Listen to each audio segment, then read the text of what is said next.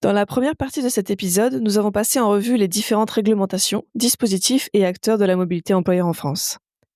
La loi d'orientation des mobilités, LOM, les autorités organisatrices de la mobilité, AOM, le plan de mobilité employeur, PDME, les négociations annuelles obligatoires, NAO, et plein d'autres encore. Nous avons ainsi cherché à vous éclairer sur tous ces éléments et vous permettre de mieux comprendre comment ils s'imbriquent entre eux. Dans cette deuxième partie, j'accueille Delphine Ribes, adjointe au responsable de la mission ECOFIP à la Direction générale des finances publiques, DGFiP. La DGFiP a mis en place une démarche pour calculer leur empreinte carbone et s'est rendu compte que 37% de leur empreinte relevait de la mobilité. Ils se sont alors saisis de cette problématique et ont déclenché la création d'au moins un plan de mobilité pour chacune de leurs 132 directions. Delphine reviendra sur leur stratégie et leur expérience sur le sujet.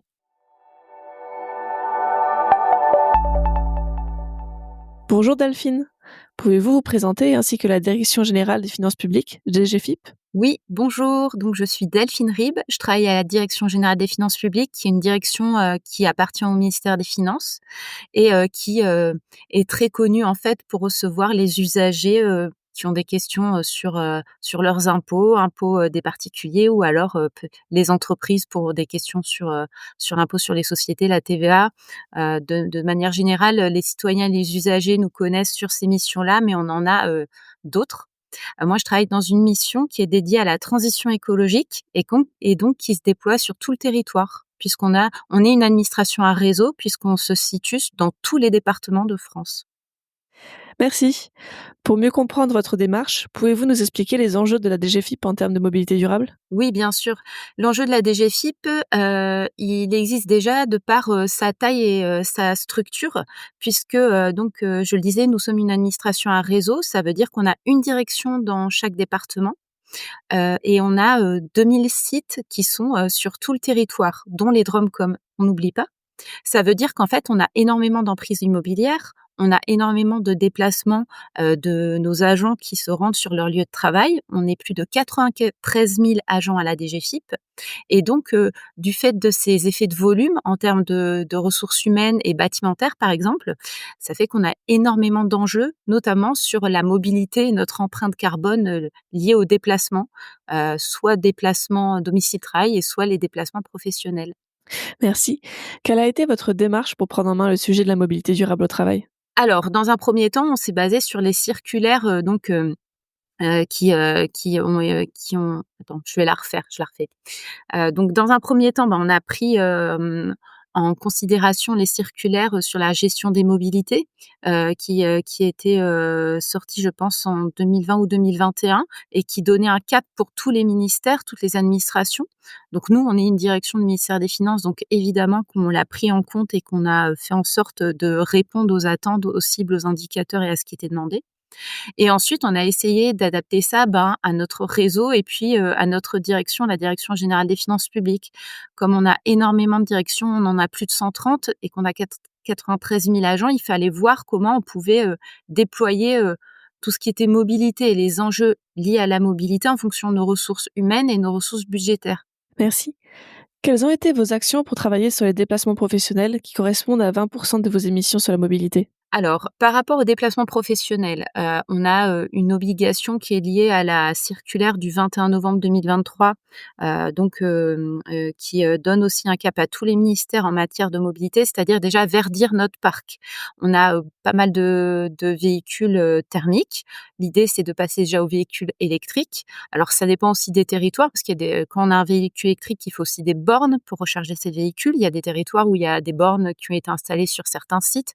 Après, il y a des bornes qui sont accessibles sur d'autres sites. Ça peut être soit des commerces ou alors des bornes qui sont sur les places de stationnement. En tout cas, il y a vraiment un enjeu de mettre un véhicule électrique là où il y a des bornes et de pouvoir doter toutes nos directions de véhicules électriques.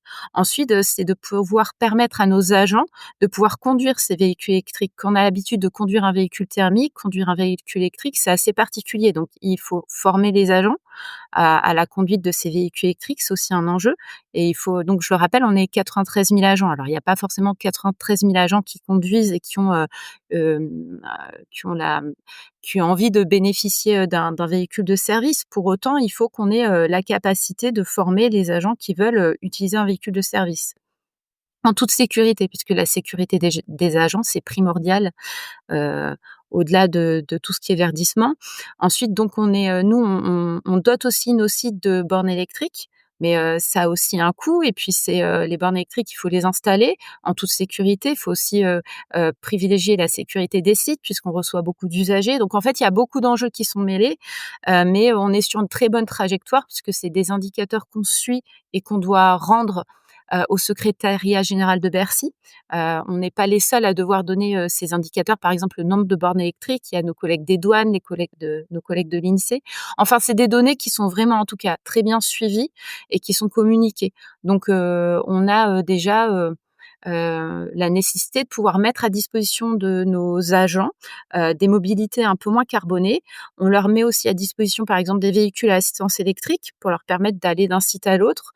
On essaie aussi de travailler avec les autorités organisatrices de mobilité pour voir si on peut avoir des tarifs préférentiels pour aussi pouvoir faire des déplacements professionnels de manière, décarbonée.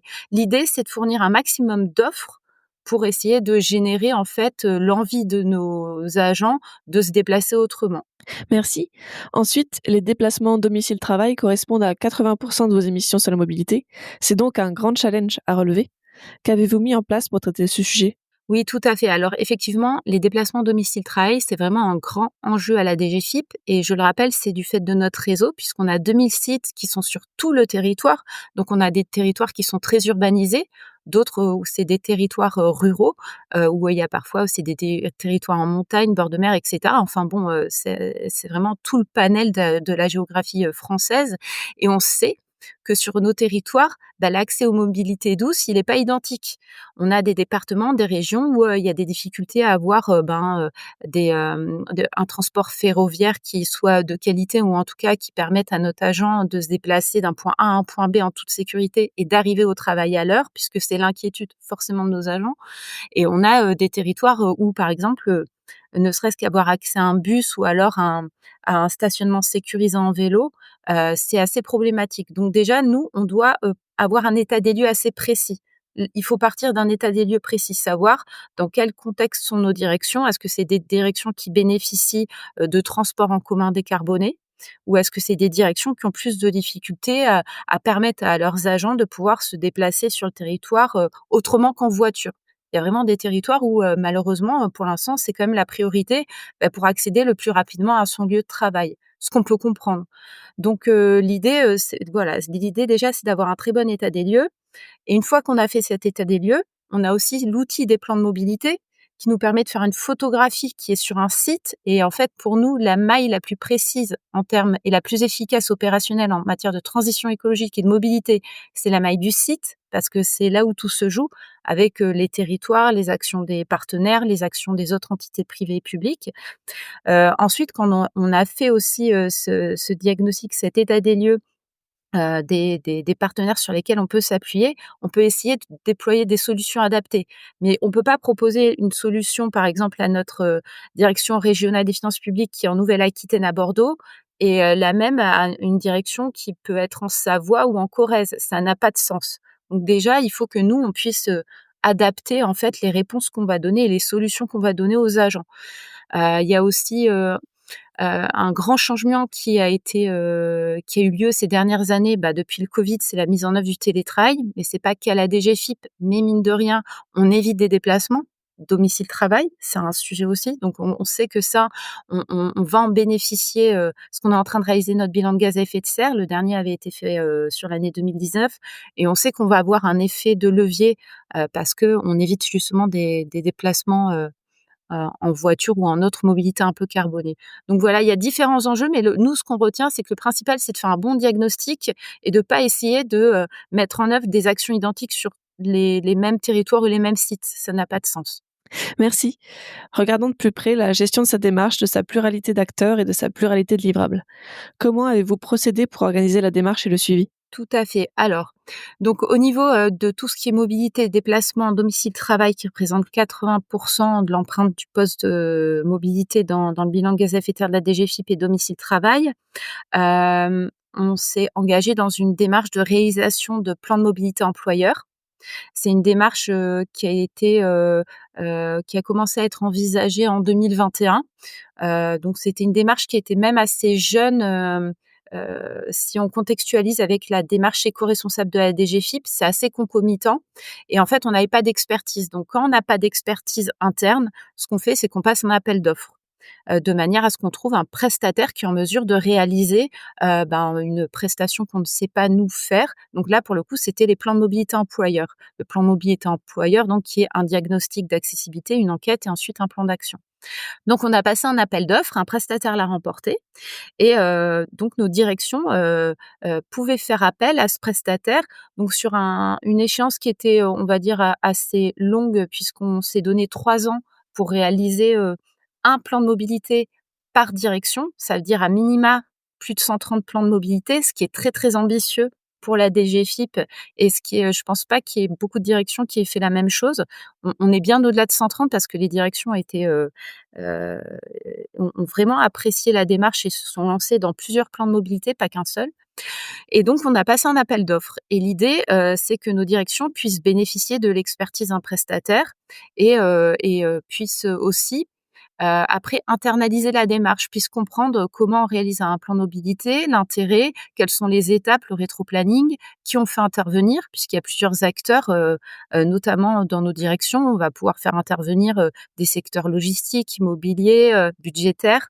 Enfin, il faut déjà avoir une espèce de comité de pilotage. Donc il y a un process, il y a une méthode. Nous, à la mission Ecofip, qui est la mission donc qui déploie la transition écologique à DGFiP, on a beaucoup travaillé là-dessus. On a même été en mesure de créer un guide méthodologique pour permettre à nos directions d'élaborer un plan de mobilité, seules, en totale autonomie. Donc là, la première année, on a eu une expérimentation. 3 directions ont utilisé, les prestations, réalisées par, la société qui avait remporté le marché. Ça a été convaincant, ça fonctionnait bien et à partir de là, on a industrialisé pour toutes nos directions. Donc en 2023, on en avait, une quarantaine ou une cinquantaine qui ont pu bénéficier et en 2024, comme il y avait des ressources budgétaires qui étaient un peu, moindres que les années précédentes, du fait de la crise budgétaire, on a pas mal de directions qui nous ont, dit qu'elles souhaitaient internaliser. Donc en fait, elles ont fait elles-mêmes leurs plans de mobilité qui sont de très, très bonne qualité et en 2025, on sent qu'aussi la tendance est en train de changer où il y a de plus en plus de directions, les dernières qui n'étaient pas parties en 2023-2024 et qui vont devoir réaliser leur plan de mobilité, qui le font, par elles-mêmes.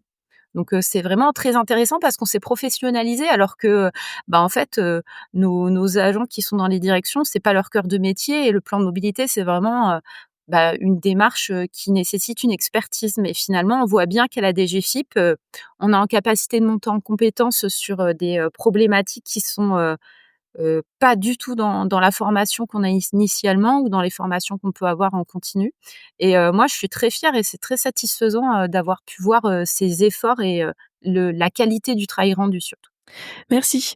Comment est-ce que ça a été reçu par les salariés et qu'est-ce que vous avez pu, créer avec eux? Alors, les agents qui ont pu, bénéficier, d'un plan de mobilité parce qu'ils étaient sur un site, sur lequel était réalisé un plan de mobilité, ont vraiment, donné un très bon accueil à la démarche et on l'a vu au niveau du taux de réponse de l'enquête mobilité. À la DGFiP, et au ministère des Finances, on fait pas mal d'enquêtes, pour sonder sur différentes thématiques. Ça va être l'informatique, la qualité de vie au travail. Enfin, il y a énormément d'enquêtes et on sait que le taux de réponse, qui est moyen et qui est exploitable, c'est 30. Qu'on peut estimer satisfaisant ou non, mais bon, en tout cas, voilà, ça peut tourner autour de 30, 40 ou 50. En matière de plan de mobilité, en général, il est, de l'ordre de 70. C'est énorme et ça veut dire que les gens, prennent le temps de s'intéresser à la démarche, prennent le temps de répondre, répondent sérieusement et quand on a des taux de réponse, qui sont, de cet ordre-là, ça veut dire que le bilan et le diagnostic qu'on va faire, il va être, de très, très bonne qualité. On va pouvoir très bien travailler. Donc, En fait, nos agents se sentent concernés et je pense apprécient, la démarche plan de mobilité parce que justement on est sur un site, on leur parle de choses qu'ils connaissent. Comment je viens, sur mon lieu de travail, quels sont les moyens qu'on me donne? Bon, alors évidemment la question, prioritaire, mais nous qui est pas notre, qui nous intéresse pas forcément, c'est est-ce qu'il y a un parking? Mais bon, on comprend quand même que ce soit, ce soit une question que se posent les agents, mais en fait justement on veut qu'on se pose d'autres questions. Est-ce qu'il y a un parking à vélo? Est-ce que je peux venir en vélo de manière sécurisée? Est-ce que je peux venir à pied? Est-ce que je peux venir en bus? Est-ce que je peux venir en train? Et en fait, on s'est rendu compte en parlant parfois avec certains, responsables de site que parfois des agents qui ont l'habitude depuis 10 ans de venir en voiture sur leur lieu de travail ne se sont pas posé la question, ne se sont pas intéressés, au type d'accessibilité qu'il peut y avoir. Et c'est un vrai sujet et il faut partir de là, en fait. Déjà donner l'information avant de demander aux gens de changer la façon dont ils vont se déplacer. Et c'est pour ça qu'après on peut faire des guides, en fait, en expliquant aux agents, bah, sur, tel site, vous pouvez venir en train, en bus et cetera, pour susciter l'intérêt. Ne serait-ce que si un jour un agent a un problème avec sa voiture, bah, qu'il puisse se dire, «J'ai, différents moyens de venir, sur un site». Ça va pas être problématique. Donc déjà, l'information, c'est très important et je pense que, c'est justement parce que, ça concerne, en fait, la vie de tous les jours de nos agents qui s'y intéressent et leur site, ils le connaissent, leur territoire, ils le connaissent. Quand c'est un peu plus général, un peu plus macro, c'est un peu plus flou. On comprend pas trop les enjeux ou ce qui se joue. La mobilité sur un territoire, c'est très parlant et souvent, les agents vous le disent: «Ah ben non, mais les bus, c'est pas très sécure, ils arrivent pas à l'heure» ou les trains, c'est pareil. Ils connaissent finalement, en tout cas, au niveau du train et des bus, ils peuvent identifier des problématiques. Mais ils connaissent pas tous les moyens d'accès, au site. Donc ça, c'est un vrai enjeu. Donc c'est très satisfaisant. À partir de là, quand on sait qu'on a les agents derrière nous sur ces problématiques de mobilité, ben, on peut encore plus, s'investir dans la thématique et proposer d'autres choses. Donc c'était notamment, le fait de permettre, de dupliquer, la démarche des plans de mobilité. Même si on avait demandé donc à nos directions de faire un plan de mobilité à minima, on s'est rendu compte que d'elles-mêmes, elles en faisaient 2, 3, 4, 5. Donc parfois même tous les sites d'une direction, il peut y en avoir une dizaine, ont bénéficié d'un plan de mobilité, ce qui est quand même énorme et surtout qu'elles puissent le faire par elles-mêmes. Et quand elles le font par elles-mêmes, ce qu'on a proposé donc aux personnes en charge de la réalisation de ces plans de mobilité, c'est de faire un groupe de travail collaboratif où on fait, par mode webinaire se rencontrer des directions qui peuvent être dans la Manche, dans la Nièvre, qui parlent ensemble sur les problématiques qu'elles rencontrent. Comment déjà je réalise un plan de mobilité? Et effectivement, comment, bah, avoir les informations pour faire le diagnostic d'accessibilité, comment, sensibiliser les agents. Donc l'idée, les thématiques de mobilité et pour réussir ce type de démarche, c'est d'échanger, d'identifier les freins, d'identifier les leviers et surtout de se rapprocher des prestataires extérieurs. Donc ce qui est structurant en termes de plan de mobilité, c'est les AOM, les autorités organisatrices de mobilité, qui en fait, bah, sont, les entités qui vont, s'occuper de tout ce qui est, transport sur les territoires. Et nous, ce qu'on dit à nos directions, c'est qu'avant même de commencer une démarche de plan de mobilité, il faut qu'elles prennent la tâche de l'AOM pour voir déjà est-ce que l'AOM peut pas les aider à réaliser ce plan de mobilité. Ça se trouve, elles ont des plans, elles ont les horaires, ça évite de perdre un temps fou à chercher sur Google, des informations. Et surtout, est-ce qu'elles peuvent les aider sur le plan d'action? Et plus on s'y prend tôt, plus on a du temps pour organiser, les mesures qu'on va mettre en œuvre. Et ça peut aussi nous, bah, mine de rien, être aussi un moyen, d'économiser budgétairement parce que, bah, la mise en œuvre de mesures, ça a toujours un coût et on sait, qu'aujourd'hui, bah, avec la crise budgétaire, il faut voilà, les enveloppes, ben, elles sont quand même, moins importantes qu'avant. Il faut pouvoir bien les maîtriser et nos directions, ben, elles ont pas que la mobilité à prendre en compte, dans leur budget. Donc voilà, on met en œuvre pas mal de choses, mais il faut qu'on pense à s'appuyer, en fait, sur des prestataires extérieurs, sur des partenaires d'autres entités, France Travail, l'INSEE, la douane, qui se font aussi leur plan de mobilité puisque c'est une obligation, hein, pour, certaines entités de faire un plan de mobilité. En fait, moi, je suis persuadée que tout se fait et se fera sur le territoire et en mode collaboratif. On ne peut pas travailler seul. Merci.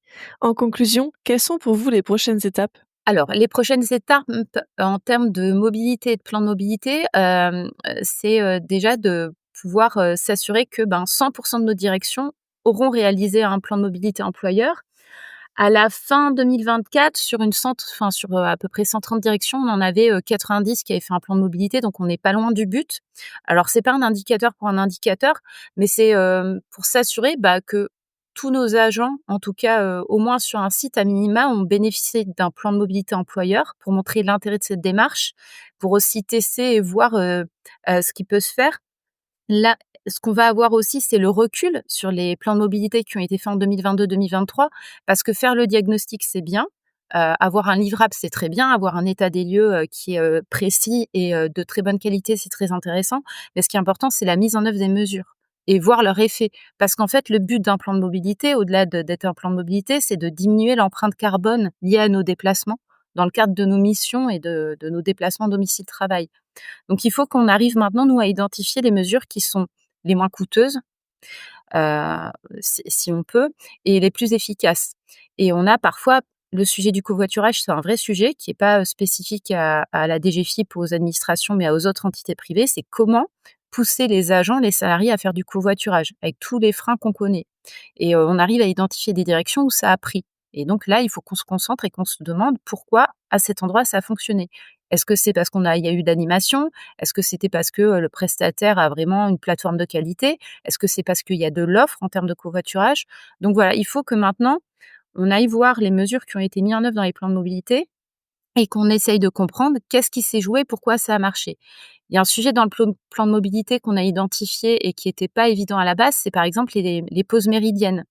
Alors, souvent dans les grosses métropoles, on reste sur le lieu de travail pour déjeuner, mais parfois en province, les collègues retournent chez eux pour manger entre midi et 2. Ça fait un déplacement 2 déplacements supplémentaires et il y a des directions qui, dans le cadre du plan de mobilité, se sont dit: «Mais en fait, comment on peut fidéliser nos agents pour qu'ils restent, sur leur lieu de travail à midi? Est-ce qu'on ne pourrait pas essayer de maintenir une cantine, en réouvrir une? Est-ce qu'on peut pas mettre, essayer de trouver un moyen de faire en sorte que nos agents rentrent pas forcément chez eux, si c'était par défaut qu'ils rentraient, à leur domicile?» En fait, il y a plein de thématiques et plein d'idées qui peuvent émerger et nous, on voit que nos directions, de manière totalement autonome, parfois ont des idées, très innovantes, font des partenariats, invitent les AOM sur les sites pour faire des cafés mobilité. Ça veut dire qu'au-delà d'avoir sensibilisé nos agents à date quand il y avait la démarche du PDME, quand on leur dit: «On fait l'enquête, on vous mobilise, on va vous rendre le diagnostic», en fait, elles continuent après ça. Et la transition écologique et notamment en termes de mobilité, c'est de la communication constante. On ne peut pas se permettre de le faire une fois, ça n'aura pas d'effet, en fait. Faut répéter et dire: qu'est-ce qui marche? Pourquoi on le fait et pourquoi ça fonctionne? Parce que ce qu'il faut rappeler en termes d'empreinte carbone, de transition écologique et de réchauffement climatique, c'est on est sur une échelle de, 50 ans, 100 ans sur en tout cas les alertes qu'on a par exemple pour le plan national d'adaptation au changement climatique, hein. On parle de 2050 et 2100, mais en termes de politique publique, c'est rien. Si on veut, impacter et diminuer l'empreinte carbone et faire en sorte de changer un peu les choses de manière positive, c'est maintenant que ça se joue. Ça va pas être dans les dernières années. Donc nous, il faut qu'on en ait conscience et que la sensibilisation, elle soit constante. Donc voilà, le plan de mobilité, son avantage, c'est qu'on sensibilise, on donne une offre de service. On parle beaucoup de sobriété en matière de mobilité et de transition écologique, mais je pense que c'est une erreur, en tout cas sur la mobilité, parce que là, en fait, on offre un service aux agents. On leur offre on met à disposition des vélos d'assistance électrique, des véhicules électriques, des bornes électriques. Voilà, on propose une offre différente pour donner envie. Là, on n'est pas du tout dans la contrainte. Peut-être qu'un jour, s'il y a un réchauffement climatique important, dans 30 ans, il y aura peut-être une idée de contrainte, comme à l'époque du Covid, on ne sait pas ce qui peut se passer. Mais là, on n'est pas du tout là-dedans. On informe, comment je peux me déplacer autrement et on propose. Et on espère qu'après, par l'exemplarité, finalement, de plus en plus d'agents vont se dire, «Ça me dérange pas forcément de prendre 15 minutes de plus pour venir au travail parce que, je préfère maintenant au lieu de conduire». D'ailleurs, c'est très stressant dans les enquêtes mobilité des plans de mobilité employeur, on voit que c'est pas ils sont pas satisfaits de venir en véhicule thermique ou en véhicule parce qu'il y a des congestions souvent dans les grosses métropoles pour accéder au site. Et souvent, s'il y avait un mode de déplacement alternatif, type par exemple à Paris, le métro ou le RER, c'est des transports qui fonctionnent très bien. Les gens se posent pas la question, ils utilisent ce mode de transport. Donc ça prouve bien que c'est pas l'amour du véhicule thermique, qui passe au-dessus de tout. Donc l'idée, c'est de dire: «Bah oui, je vais peut-être venir en bus parce que En tout cas, les horaires sont respectés, je peux lire dans le bus. Je peux écouter un podcast, je peux me reposer. J'ai pas la pression de conduire avec le coût que ça peut avoir. Voilà, en fait, l'idée, c'est on a vraiment un sujet de sensibilisation, communication, de faire des diagnostics fiables et maintenant de transformer l'essai en voyant de quelle manière les mesures qu'on a mis en œuvre ont fonctionné et ce qui a pas marché justement, de pas s'épuiser à essayer de dupliquer si ça marche pas, par exemple. Merci beaucoup Delphine. Au revoir. Au revoir.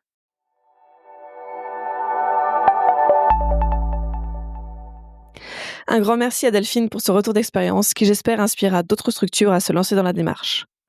Nous nous retrouvons dans la dernière partie de cet épisode pour un échange avec Myriam Grib, responsable pôle droit social, et Charlotte Robert, responsable RH établissement chez Safran Helicopter Engines. Elles reviendront sur la manière dont ils ont mené leur négociation annuelle obligatoire et les actions qui en ont découlé.